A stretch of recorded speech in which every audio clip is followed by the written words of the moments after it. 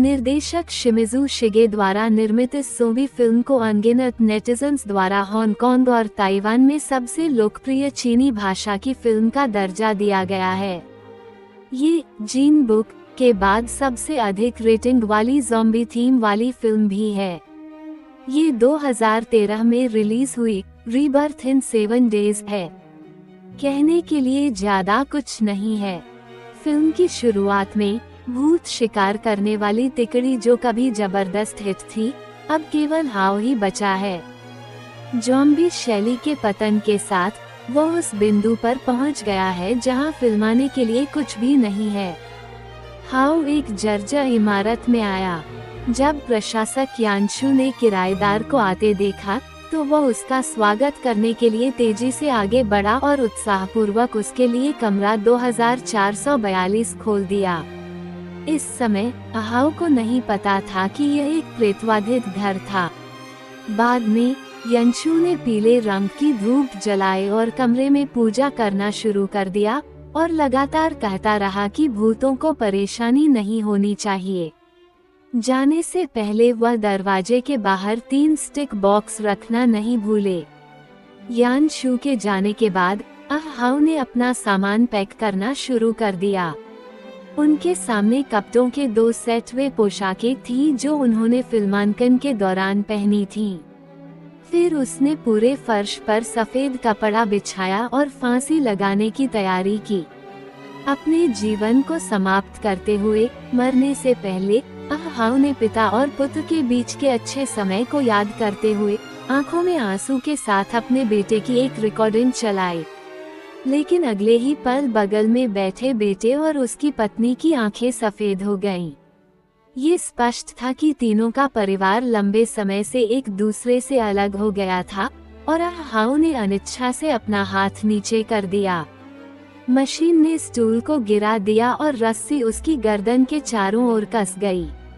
उसे तुरंत घुटन का एहसास हुआ। इस समय हाउ की आंखों में कई अजीब तस्वीरें चमक गईं और उसने देखा कि फर्श पर सफेद कपड़ा धीरे धीरे एक मानव आकार ले रहा था। खून ने सफेद कपड़े को लाल रंग में रंग दिया था और सफेद धुएं का एक बादल पास में था। हाउ, जिसके शरीर में एक भूत था, तुरंत जाग गया। एक ताओवादी पुजारी ने दरवाजा तोड़ दिया और अत्यंत अद्भुत भाव से रस्सी काट दी। जब वह झाड़ फूंक कर रहा था तभी भूत प्रेत हाउ ने उस पर पीछे से हमला कर दिया। ताओवादी पुजारी डरे नहीं और दीवार पर चढ़ गए और भूत को जमीन पर गिरा दिया। एक भयंकर मानव भूत लड़ाई के बाद ताओवादी पुजारी ने सफलतापूर्वक भूत को शरीर से बाहर निकाल दिया। हाउ को भी होश आ गया और उसने अपने शरीर में काला तरल पदार्थ छिड़क दिया। जल्द ही रात हो गई और राक्षस इस प्रेतवाधित कमरे में फिर से प्रकट हो गए। हाउ ने दरवाजे के बाहर से एक आवाज सुनी। वह जांच करने के लिए बिल्ली की आंख के पास गया और दरवाजे पर एक मैली कुचली महिला को श्रद्धांजलि खाते हुए पाया। उसने भयभीत होकर घर की ओर देखा। हाउ के पीछे एक महिला भूत लटक रही थी। वो डर गया और जल्दी से गलियारे से निकल गया। रात में हाउ नीचे रेस्तरां में आया। मालिक ताओवादी पुजारी था जिसने उसे दिन के दौरान बचाया था। ताओवादी ने ग्लूटेनस चावल के 2 हिस्से तले और एक हाउ को दिया। दूसरे को कोने में रख दिया गया। सिस्टर ली ने खाना खत्म किया और सड़क पर चली गईं। ताओवादी पुजारी का नाम युगे था। वह भूतों के शिकार में माहिर है, लेकिन अब लाशें कम होती जा रही हैं। वह केवल ताओवादी पुजारी से रेस्तरां मालिक बन सकती है। इस समय चाची में हाउ के पास आई। वह यहाँ अपनी सहृदयता के लिए मशहूर हैं और अक्सर पड़ोसियों को कपड़े सिलने में मदद करती हैं। आंटी मेई ने उत्सुकता से पूछा कि क्या 2442 थोड़ा अशुभ है? घर काफी समय से खाली है। क्या आप मुझे समझते हैं? जब उसने मेई यी को फिर से दूसरों के कपड़े ठीक करते देखा तो वह इतना क्रोधित क्यों हुआ? मुझे एक परमाणु बम मिला और उसे उड़ा दिया। कपड़े ठीक करने के बाद अंकल डोन कूड़ा फेंकने के लिए गलियारे में आए। जैसे ही वह लौटने वाला था, उसे एक बच्चे की हंसी सुनाई दी। आंटी मेई अचानक जाग गईं। तभी उसे एहसास हुआ कि अंकल डोंट का एक्सीडेंट हो गया है। अंकल डोंट के मरने के बाद आंटी मेई ने उन्हें दफनाया नहीं।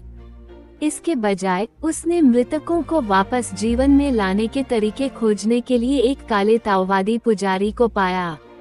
लाओ जियू ने कहा कि यदि वह अंकल डोंट को पुनर्जीवित करना चाहता है, तो उसे शरीर को 4 यिन स्थानों पर रखना होगा और अंकल डोंट के शरीर को रखने के लिए जियांगशान लकड़ी के ताबूत का उपयोग करना होगा, जिसमें सबसे भारी यिन ऊर्जा है।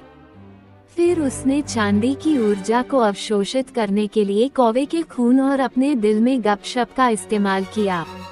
अनुष्ठान पूरा करने के बाद लाओ जियू ने उसके लिए तांबे के सिक्के का मुखौटा लगाया और उससे कहा कि इसे न उतारें। 7 दिनों के भीतर अंकल डोंट की आत्मा भौतिक शरीर में वापस आ जाएगी। जब लाओ जियू घर लौटे तो उन्हें तुरंत असहजता महसूस हुई। कोने में छुपकर कांप रहा है। इसी समय हाओ ने अपने पीछे से एक आवाज सुनी। वह धीरे धीरे पीछे मुड़ा और भयानक दृश्य देखा। यिन सैनिकों के ध्यान से बचने के लिए उन तीनों ने अपनी सांसें रोक ली और अपनी आंखें बंद कर ली। उसी समय चाची मेई सोफे पर लेटी हुई थी, डोंग शू के साथ एक अच्छे जीवन के बारे में सपने देख रही थी। अगला ताबूत अचानक गिर गया, जिससे आंटी मेई के विचार वास्तविकता में वापस आ गए।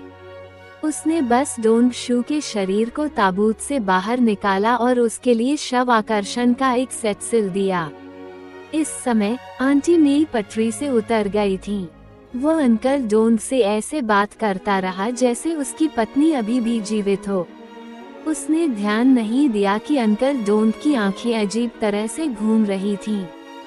दूसरी ओर हाओ छोटे लड़के के पीछे माँ और बेटे के निवास तक गया। वे वास्तव में इमारत के बिजली वितरण कक्ष में रहते थे।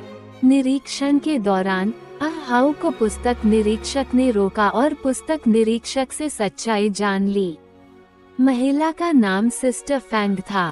वह मूल रूप से 2442 की निवासी थी। हालांकि उसके पति ने जानवरों की तरह कपड़े पहनकर जुड़वा बिल्ली बहनों को पढ़ाते समय बुरे विचार रखे और उसके शरीर के महत्वपूर्ण अंग पर कैंची से वार कर दिया। प्रताड़ित जुड़वा बच्चों ने अंततः आत्महत्या करने का निर्णय लिया। सिस्टर फैंग ने घर जाकर ये त्रासदी देखी और मौके पर ही डर गई। तब से उसने कमरा 2442 में रहने की हिम्मत नहीं की, लेकिन वह यान शू की जांच करने के लिए हर दिन कमरे के दरवाजे पर जाती थी। ये देखकर कि माँ और बेटे की हालत दयनीय है, उन्होंने उन्हें एक साथ टीवी पर रख दिया। हाओ ने अपने सामने लड़के की ओर देखा और उसे दया आ गई। तब हाओ मदद के लिए यूजी के पास आया। भाई आप अकेले थे, उन्हें भाई जियू ने अस्वीकार कर दिया था।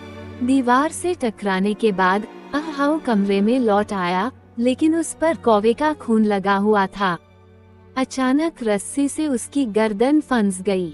उसने लाओ जियू को अपने बच्चे को हाओ के माथे पर रखते हुए देखा। उसने जादू के माध्यम से जुड़वा बहनों की आत्माओं को बुलाया और जल्द ही हाओ पर कब्जा कर लिया। बूढ़े जियू ने कभी उम्मीद नहीं की थी कि उसे बहुत देर हो चुकी है और वह जुड़वा बच्चों को नियंत्रित नहीं कर पाएगा। दोनों जुड़वा बच्चों में लड़ाई शुरू हो गई। भीषण लड़ाई की आवाज ने भाई यू को सचेत कर दिया, जो महत्वपूर्ण क्षण में बर्तन धो रहा था। भाई समय पर आ गए और उन्होंने मिलकर जादू कर दिया। शरीर के भूत तो बाहर निकल गए, लेकिन रस्सी पर खून टपक गया। उन दोनों ने जुड़वा भूतों, एक को बाईं ओर और दूसरे को दाईं ओर, को सफलतापूर्वक नियंत्रित किया और उन्हें कैबिनेट में सील कर दिया। बिना एक शब्द कहे उनमें से एक ने लाओ जियू के चेहरे पर तमाचा जड़ दिया। तुम इतने कपटी कैसे हो सकते हो? आपने 2 भूतों को लुभाने के लिए अन्य लोगों के जीवन का उपयोग किया। उन्होंने लाओ जियू को चेतावनी दी कि कैबिनेट लंबे समय तक नहीं टिकेगी और इसे जल्द से जल्द पलट दिया जाना चाहिए। लाओ जियू ने सतह पर खुश होने का वादा किया, लेकिन गुप्त रूप से परिष्कृत तेल के साथ कैबिनेट को सील कर दिया। जुड़वा भूतों को समर्पण कर दिया गया। वह मां और बेटे को वापस कमरा 2442 में भी ले गया, लेकिन भाई आपको हमेशा गीले तेल की गंध आ सकती थी। फिर उसे पता चला कि सभी मेहमान आंटी मेई द्वारा ठीक किए गए कपड़े पहने हुए थे। इससे ब्रदर यू को संदेह हुआ, क्योंकि उन्होंने कई दिनों से आंटी मेई के पति अंकल यान को नहीं देखा था। उसने भाई जियू को बताया कि अंकल डोंग शायद मर चुके हैं, और अंकल डोंग के आश्चर्य को दूर कर दिया, जिसे उसने गलती से सीढ़ियों पर पहले ही खोज लिया था। उन्होंने आंटी मेई से अंकल डोंग की स्थिति के बारे में पूछा था, लेकिन दूसरे पक्ष ने इसे टाल दिया था। ये देखते हुए कि अंकल डोंग पुनर्जीवित नहीं हुए थे, आंटी मेई ने मदद के लिए लाओ जियू को फिर से पाया। लाओ जियू कॉमरेड लेखन पुनरुत्थान को गति दे सकता है, लेकिन इस पद्धति का उपयोग अंतिम उपाय के रूप में नहीं किया जाना चाहिए। इस समय यान शू की उपस्थिति ने दोनों के बीच बातचीत को बाधित कर दिया। उन्हें भीड़ से लाओ जियू के घर में बच्चों के खेलने की आवाज के बारे में सूचना मिली। यान शू घर आया और चुपके से कैंडी जमीन पर बिखेर दी। निश्चित रूप से बच्चा आगे बढ़ा और कैंडी ले गया। यान शू ने निष्कर्ष निकाला कि डोंग शू की मृत्यु का संबंध लाओ जियू से होना चाहिए। घटना को उजागर होने से रोकने के लिए मेई यी ने यान शू की बेरहमी से हत्या कर दी। अगले दिन सिस्टर फैंग का बेटा खेलने के लिए मेई यी के घर आया। मेई यी ने एक बार फिर लड़के को बुरे इरादे से बाथरूम में बंद कर दिया। शिबियन के डोंगशू ने एक तीव्र बल संकेत दिखाया और अगले ही सेकंड बाथरूम से भयंकर चीखें आने लगीं। आंटी मेई ने अपने कपड़े ठीक करना जारी रखा और उन्होंने वास्तव में तांबे के सिक्के का मुखौटा उतार दिया। लगभग उसी समय ब्रदर यू के घर की 5 तत्व वाली सर्पिल डिस्क घूमने लगी, जिसका मतलब था कि पास में एक व्यक्ति था।